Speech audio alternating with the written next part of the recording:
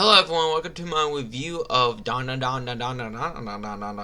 Season 2. The director of Season 2 is Albert Gongola, who also did some work on Season 1. The opening is On the Way, but on the end. The ending is, I do apologize if I butcher anything in this review, Don't Ka Shit Uru, but what? I really do love On the Way, I do think that's a great opening, but the ending is just okay to me. And I would like to go over the new members of the voice cast real quick. Kenta is played by Daichi Furuhara. Lastly, Evil Eye is played by Matsumi Tamara, who also plays Izzy in the Try movies and Last Evolution, Pistimon in Beat Break, Hero in Ghost Game, Tei in Kaiju No. 8, and Kobayashi, Mrs. Kobayashi's Dragon Maid. Now on to the review. Starting off with episode 1. We start off exactly where we left off, with Momo being sexually assaulted at the baths. Thank God for psychic powers. One of the creepers grabbed Momo, but the bathhouse came down on them. Turbo Granny stole away Momo's backpack, and says she's a lucky cat, like what's on their side. Turbo Granny says Gigi's house is soaked with too much human blood. A bunch of middle-aged women have shown up at Gigi's house. The middle-aged women just made themselves at home and seems to be the owners of the house where Gigi rents. They're all called the Kilo family. The Kilo seem to be against spirit mediums being let into the house. The sexual assaulters are also part of the Kilo family, and they have a copper friend, so when they get in trouble, they go, "Excuse me, copper, can we get out?" And he lets them be free. But Kilos are suspicious of Okurum being a spirit medium, but he passes the best friend of Gigi's test by answering what his favorite soccer team is, if a guy that's a poster in the background. Kilos know of Momo existing, and Gigi lied about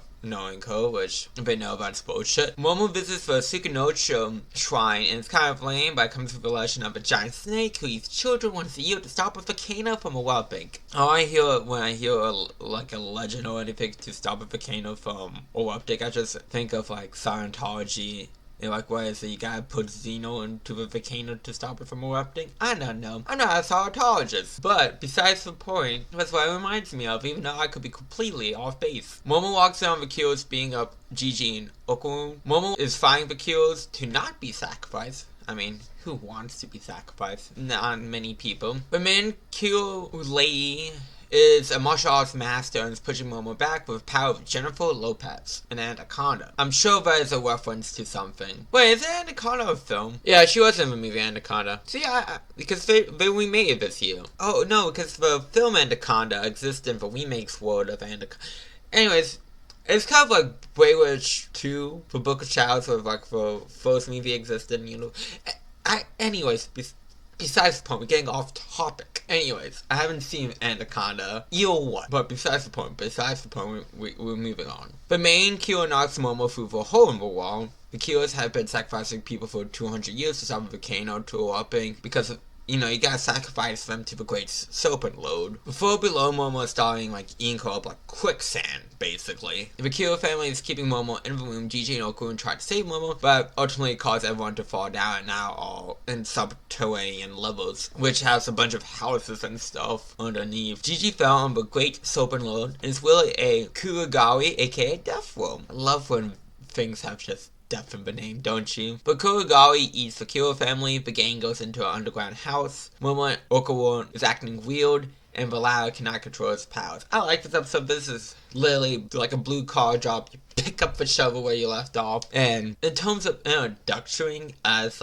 an episode, if you binge this will flow so well. But it's a bit awkward because it's in the middle of an arc kind of a thing. And it's picking up, where we left off. But that's due to 12 episode format and all that wonderful stuff. So it doesn't feel like a clear-cut ending and beginning between seasons. Which you can argue if that's a good thing, that's a bad thing. That's a preference thing.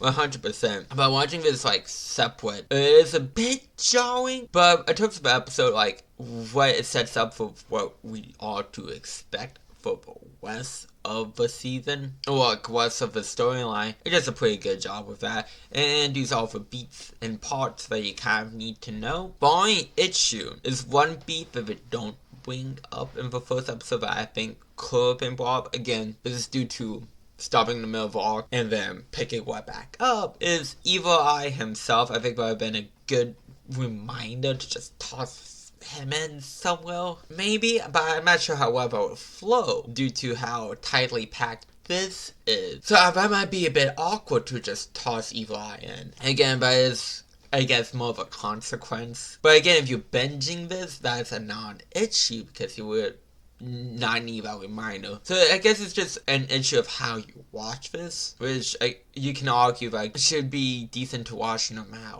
how you watch it, benching it weekly. But yeah, moving on to episode 2. Okon is attacking Gigi and tries to harm himself, but Kurogari feels like where his prey is, so it's like feels the ground. I wish they'd play around with that a lot more than they do, because even though like a lot of shows and anime and TV shows, comics, whatever does that a lot, I do find that it's an interesting concept to like play around with, and I wish we kind of play around with that a bit more, because it's all really relevant in this first half of this episode. Gigi ties up Momo and Okuan, but Kurogari gives out Sakurai that make people want to kill themselves, but Gigi has high spirit energy, so he isn't effective. Gigi kills Okuan and Momo and Tobogani out of the house. Gigi's ghost shows up when the Kurogari was about to attack. The ghost counters the Kurogari's second powers, but the ghost is Evil Eye. I keep wanting to say the S. There's no S, but I want to say Evil Eyes, especially since he has multiple eyes. He does not one eye, but who, if you look into the eyes of, makes you want to kill yourself. So we got two things that just want to make you do those in your life. Okuan beheads the Kurogari, but it got better. Evil Eye shows Gigi its path I have is lonely being a child sacrifice. Being born to a death is just a horrible way to go. And the main kill late is though to the flashback. Evil Eye saw a lot of parents killing themselves after a kid saw them, but it's really due to the Kurogari. Evil Eye fused with a kid after he was sacrificed because he couldn't forgive the Kuro family. Now also too, the Kuro family buried this house with a bulldozer. You tell me no one knows them burying a house? I'm kind of calling bullshit on that one. But then again, no one knows that this lady has been hanging in there for a long ass time, sacrificing people. So, hey, back to the present. Gigi wants to find Evil Eye's body to get him out of there. The Kurogari has electricity and sticky goo powers. Okuan gets paralyzed. Evil Eye took over Gigi's body after saying Gigi will play with Evil Eye. Evil Eye kicked the Kurogari's butt and wants to kill all humans. And I think that's an interesting, like, desire vote. Like, oh, like, this one group of humans wronged me, and that just warped to kill all humans. Evil Eye is being a Momo. Evil Eye has the power of Sako to be up for Kurogari's Momo. Gigi has strong spiritual energy, that's why the Evil Eye wanted him as a vessel, because he tried to take over anyone, but that wouldn't work out. Momo's back to be the Evil Eye is talking, but Okuan shows up. I like this episode. Ultimately, the Kurogari is kind of like a background piece. Like, it ain't forgotten about. It adds level of danger here and there, and it kind of facilitates some stuff. But like, so I actually kind of like that. It's like, it is a threat. It is dangerous, but it ain't the main threat. Evil Eye currently is the main danger. I made plenty of comparisons on Twitter and people I talk to. Evil Eye's design just reminds me of Kakura's ways in Naruto/World. Let's go with that. But interdimensional space aliens who has keys. That's probably the closest I'm gonna get. Especially like Morokichi's and like, again, Kaguya's. That's what like really reminds me of specifically. That's it might be an intentional reference. It might not. I'm not sure. There's a lot of nods and winks and Dandadan. So it could be the most intentional wink, nudge, woo, ever, or a coincidence. But I guess this shows more of Gigi's character. Gigi's used to, like, he was annoying to me back in season 1. But like in season 2, I didn't find him really annoying. But I do like that he obviously has a heart, because he goes like, oh well, Evil Eye never truly got to live. So like, I don't want to be a friend and play with him. He got, you could say, tricked with that, but it shows that Gigi really has a heart and was willing to give someone a second chance when they didn't have a chance to begin with, even though he doesn't know them. So I do like that aspect as well. But moving on to episode 3. What is power if you don't get the speed to land a hit? Hey, that's what football is for. The Kurogari is poisoning the air. Got a time limit to it too. The Kurogari is weak to the sun. Okuan uses his powers to have Momo escape via a shell walk in exchange for promising to deal with Gigi. Momo promises to help Okuan escape. Momo cannot find something long enough to be a rope because it is a big ass drop off. Momo sets the house on fire. Levi shows up in front of Okuan and starts firing. An amazing fight scene. Levi can control where his balls go. Levi trapped Okuan in a cursed house. Okuan gets his shit punched in. After mentioning Momo, Levi gets meat with a human jackhammer until the cursed house broke. Levi is knocked out. Okuan tries to carry him. Okuan heals Turbo Granny and tries to help her on his way out, but gets stuck in the same goo as her. But Kagari rises to the surface due to the water from the fire hose running the ground. But sun killed the Kagari. The Kyo family came out of a dead world. The volcano is going off. I like this episode. The action is fantastic. And I like that it's just like, Momo was just like, it's a giant worm. Was an Alaskan bullworm! How do worms act? Let's apply that logic to this giant worm. It might be different, it might be the same, but let's do it. I got no other options. And it worked in her favor, but I do like this, like, okay, let's use logic of stuff we know and try and build upon that to defeat the giant worm thing that's trying to kill us and trying to kill my friends. So I do like that. I do like that a lot. I also really like Evil Eyes' powers with the soccer and the Coast House, because it just represents who Levi is and stuff that ties to his past. I do enjoy that. The Kyo family is just lucky to be alive, to be honest, too. Got swallowed home. But episode 4. The Kyo family blamed Momo for the volcano since she killed the Kagari, but Momo realized the legend was talking about the hot springs warning about the volcano eruption. Momo is carrying the dead woman's body and makes it a water hose. The Kyo family is trying to stop Momo from pulling out the lava, but the Shrine Bow shows up to help Momo. The Shrine Bow has Seko as a master. Levi is destroying the worm hose and wrecking everyone's shit. Momo, Priest, and the main Kyo vs. Levi is a fun fight. Seko and Mentor's Trip step in. The priest's name is Mondro. Taro charges in and traps Levi inside his body. Mentor's Trip's UFO puts out lava. Okuan and Turbo Granny were saved due to the worm slime, making like a protective coat against the lava. Momo and Okuan hug, and I do like that, like, hey, sorry I couldn't save you from sudden death. And Okuan was like, hey, sorry I couldn't save Gigi. I do like that moment together, because they both did not fulfill their promises despite their best efforts to do so. I do think that's a great moment between for both of them. But I do like this episode of action. It's great. I like kind of, but let's say the ending. I think this is kind of the ending to, like, I don't know the arcs and Dandadan's names. Let's call it the ending to 04 Jim's Adventures.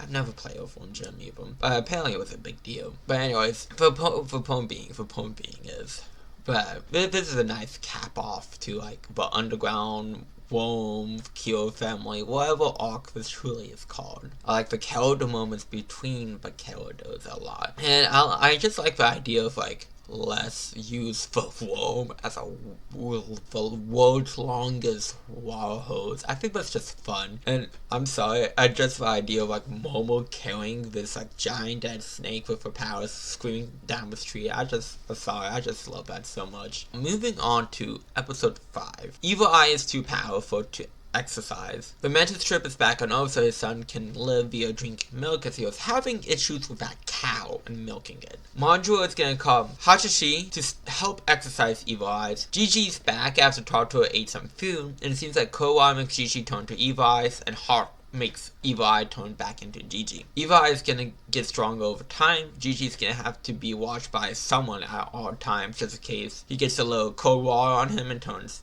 into Evil Eye. Penny, we know, is the Mentor's Trip's name. Not gonna call him that. Momo and Okuan plays handsies on the way to see Gigi's parents, and Gigi being able to see his parents was a nice touching scene. The main Kyo family members were an alien who's now really mad at Momo for ruining their plans of Death Worm, and they swear with Ed, so I'm sure that's gonna be relevant later on. Momo and Okuan walk to school together. Momo shown Aya kindness in front of her class after the whole spread fake rumor thing. Momo wants Okuan in order to stay at her place to keep Evil Eye in check. Evil Eye broke Torturo's seal. Gigi got soy sauce on him and turned to Evil Eyes. I like this episode. Again, I feel like it's a nice episode of just character moments, especially between Momo and Okuan. Very much appreciate those. Hopefully they don't dance around the whole they won't be a thing too long, because they obviously have nice cute moments together, and I feel like doing that for too long, what's the correct way of phrasing it? Mind limit good interactions between them. Of course, for now it's perfectly fine and understandable why, you know, you do the won't they will they whole song and dance, but like, you know, by like, I don't know, season 15, like, hopefully there's more to that relationship in this, but again, now it's fine. I just feel like mentioning that just in case that does become a concern later on. But other than that, like, again, it's just a nice character moments between characters. That's really what episode 5 is. So moving on to episode 6. Evil Eye destroyed the house, but Momo got hot water on him, so he's back to Gigi. The Hachara folks show up, but there's a little misunderstanding of who they were at first. Hachara can send spirits, but the music speaks to the soul. But since they can't see spirits really can't interact with them, so they're perfect for the job. Hachara's Hunting Soul is a god-tier song. Like, one of the best innocent songs of any anime.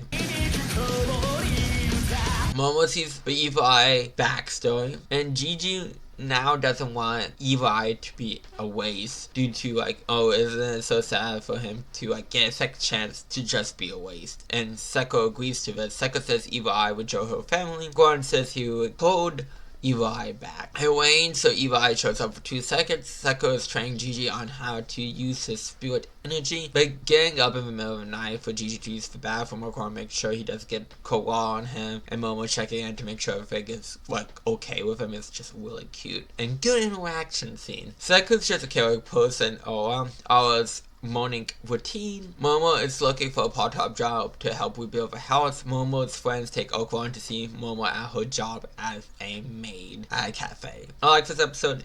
Again, like, the highlights is Hunting Soul and the character interaction. And, like, even though Ala's morning routine might seem like, what's the point of it? I think it's a good job to paint these characters as humans and being able to connect to them on some level. And I feel like a lot of shows forget to do stuff like that to make characters seem like people. Because sure, characters might have moments like, oh, I relate to that and stuff like that, and that does make them feel more human. It's kind of like Spider-Man doing, like, street level stuff. And you feel more attached to that. It's like, you feel more attached to them. It's like, oh, I get away every morning just like this person does. Simple as that. So I think that does a really good job at that. Episode 7. Okuan and Momo have made cafes just so cute, and we get a tri-beam reference. Seeing Momo doing the rest of her shift is also great. Okuan waits for Momo to finish her shift, which is also very adorable. Gigi is getting better at controlling his spirit energy and was able to hold back Evil Eye.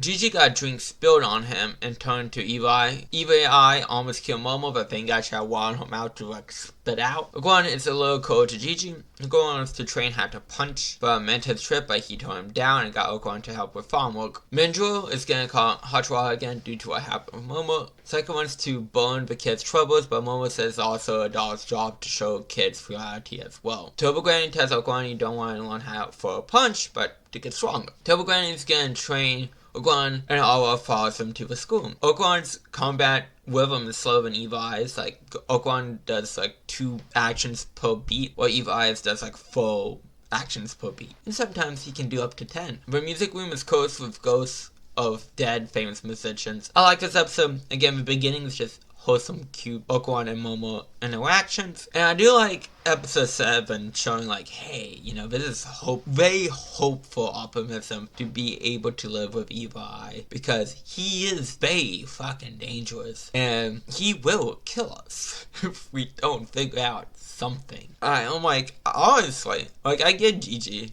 like wanting to give Evil Eye a second chance at a go around. Like, throughout, I'm just with Mondro all the way. I'm like, at a certain point, like, having this emotional scarring backstory can only give you so much sympathy. And if you want, you know, destroy all humans, there's not so much, again, sympathy can be thrown your way in my opinion. Like, that's not saying I don't get where Chi-Chi's coming from also. Like, you understand both sides, just like, very hard to be like, yeah, he tried to kill me, bro. So, let's not try it with him via exorcism. Episode 8, but then musicians attack Okwon and Awa with daily notes for blow up. Okwon is having a hard time dodging. Okwon uses hunting souls as a bass beat for his movement.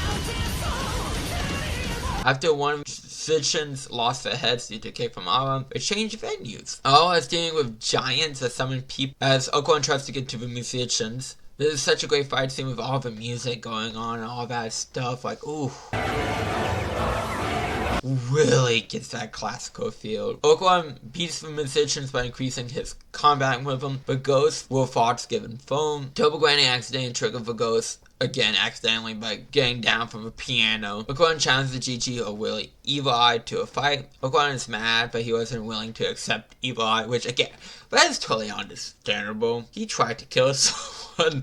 Very bluey, by the way. He was gonna choke her out. It wasn't like gonna be painless death. He was gonna make her suffer, most likely. So, like, understandable. Okwon and Evil Eye stop the fight. I like this episode. Honestly, the musician fight scene is perfection, and I haven't read the Dandadan manga, but that music choices during that fight scene, I can only imagine high-end the manga content so much. Because, like, of course you don't have sound with manga. But music adds so much to the atmosphere of that fight. Like, that can only be a net positive to what the original was. Like, I can't imagine that it took away anything. Or something was missing. Again, I could be 100% wrong and something was missing. I'm just talking out my ass. But I really do enjoy that a lot. And again, I do like the dilemma here because it's very understandable. It's not like anyone is unreasonable for the position here. It's just like, kind of more like, can we handle this? Is the question, I guess, more than like, is this morally wrong? Is this morally right? It's like, can we handle dealing with Evil Eye? And my answer to that question is answered in episode 9. Okwon got the dodges. Okwon beats Evil Eye enough to get him to agree to only fight Okwon once a week, and it helps that Evil Eye is mentally a child. But Underworld has all the souls for humans dead, so Evil Eye took them off. Gigi's back. Manjo is taking the cursed Underworld with him. Gigi goes to live with his parents. Antoine and Okwon go home too. Momo and Seko go to a bathhouse as the house is completely destroyed. Not Minecraft Steve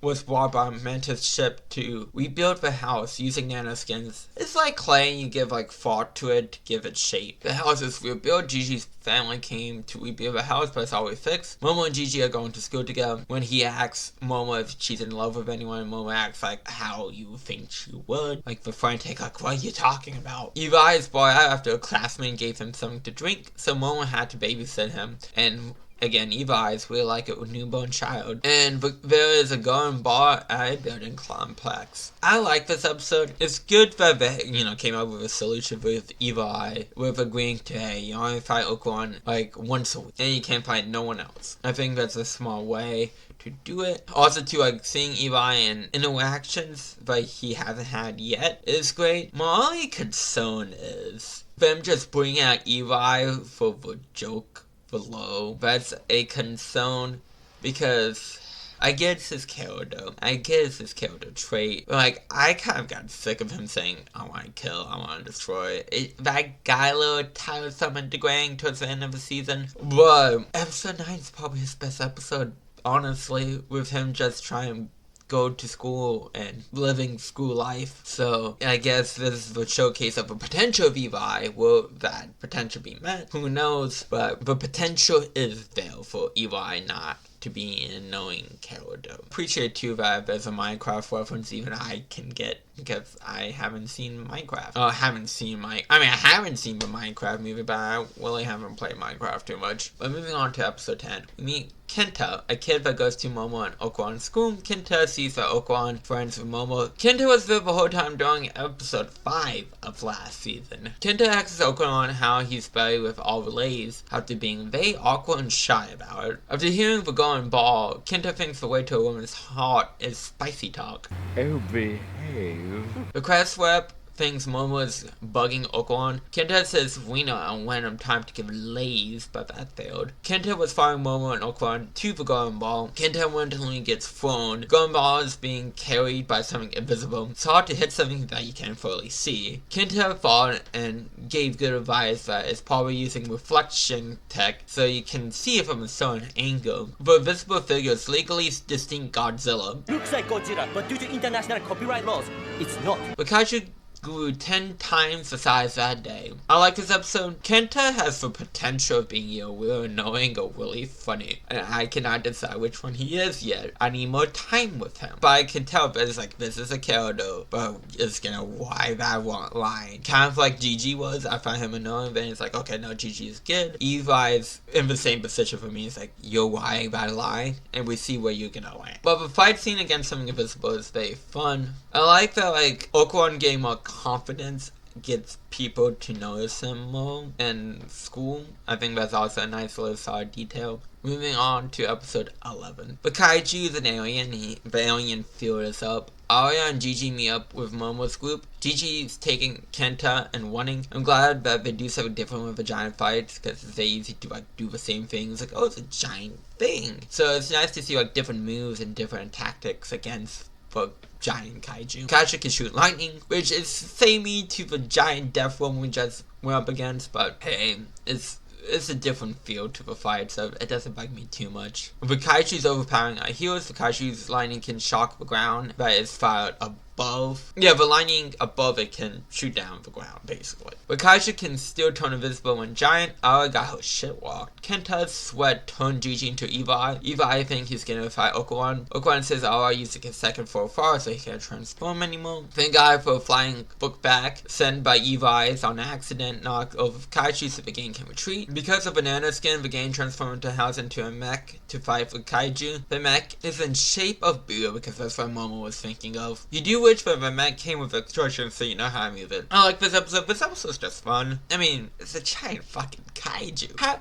You have to try. I am convinced you have to try to make giant monsters not fun. I mean, people have done it, don't get me wrong, but like, well, I'm just very confused why you would do it. It's not a hard thing to make fun. And seeing that fight scene is fun, but again, going back to like, I'm concerned about the whole duality of Gigi and Evi. 2 seconds in, it's like, oh, we gotta have Gigi turn to Evi. It's like, but it's cool, and I know Gigi can't really fight without Evi currently.